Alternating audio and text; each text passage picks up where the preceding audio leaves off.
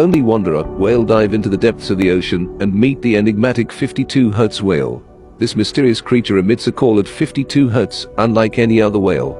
Since the 1980s, scientists have tracked its solitary journey through the vast silent ocean. But here's the twist. This whale has never been heard communicating with other whales. Its unique calling frequency sets it apart, making it unable to connect with its kind.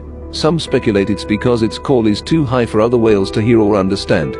Imagine being surrounded by thousands of voices, yet never finding someone who understands yours. Despite its isolation, the 52 hertz whale persists, navigating the ocean's depths with resilience. Its lonely journey continues, lost in the vastness of the ocean's depth.